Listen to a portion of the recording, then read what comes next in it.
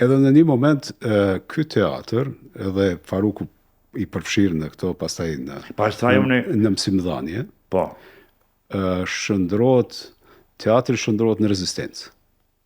Sepse ky ka qenë i vetmi institucion kulturor, funksional, faktikisht gjatë okupimit. Vetë situata futi në loj se çdo institucion kulturor u mbyll. Teatri kombëtar i Prishtinës, që në Prishtinë, ai funksiononte vetëm formalisht. Nuk punoi asgjë serioze, asgjë. E unë e mora me ato atë përboj që pata vjedh apo marrë nga ish Jugosllavia. Fillova edhe kishim studenta të ri, që kishin ambicje, që në kur kanë shumë kushte, fillova kam punu 1 vjet në teatr, në përgatitjen e teatrit, i bleva dritat, karikat nga Sarajeva, dritët nga Ljubljana, çka kam ble tjetër. Ato perdet nga Gjakova mi ka farë, një Gjakovar, perdet, s'mi mor paret. Ato çukat, si i thonë shqip, po s'ka shqipa është në gjermanisht, kanë qenë shumë shtrejt, i mora nga Beogradi, kështu që pas 1 vjet e diçka, 2 muaj, filloj me komuniku, me punu teatri.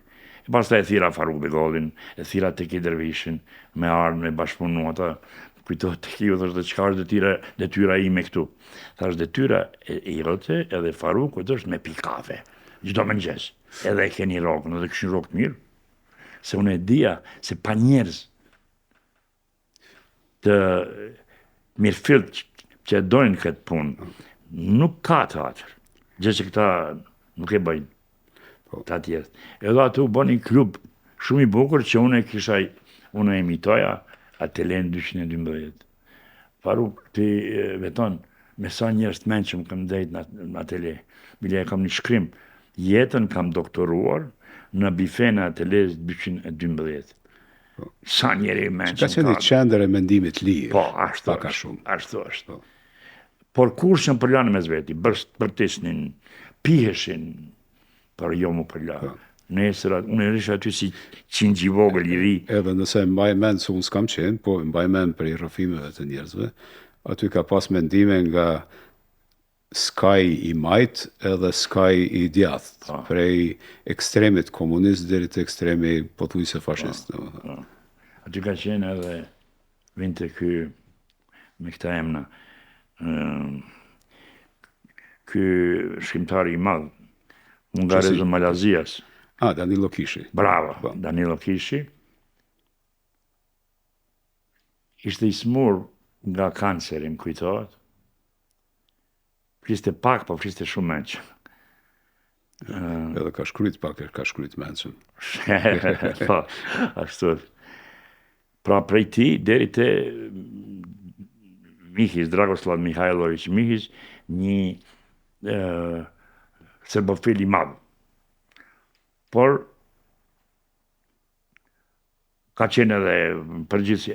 Për gjithë aktorëve që ka pas në Beograd, atëherë kanë qenë diku 2000 aktorë, aty është dallim shumë i madh në mes aktorit të teatrit edhe të filmit. Aty nuk vinin këta të filmit.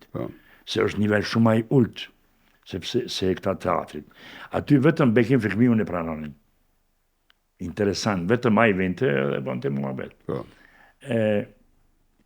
Kur e pata lut Mihizin me ma shkruaj një monodram për shqiptarin në Beograd, ja përshkova dhe kisha edhe sinopsisin e gatshëm. Ndërkohë që Mihizi ka qenë anti-shqiptar. Ai ka qenë serbof. Nacionalist. Thjesht. Ai ka qenë kundër gjithëve përpos kundër serbëve. Natyrisht edhe anti-shqiptar. Thash ma shkruaj një dram. Pra ne kisha shumë bukur sinopsisin. Edhe çdo kush që vinte aty, atë pyeste si me shkruaj dramën, ku janë gabimet e dramës. Ka qenë shumë njeri i mençëm. Prej Dušan Kovačević që është tash një prej dramaturgëve më të mirë të Evropës. Atë e ka pas mësues. E pyesnin e ti aty, bifeja ishte zyrja.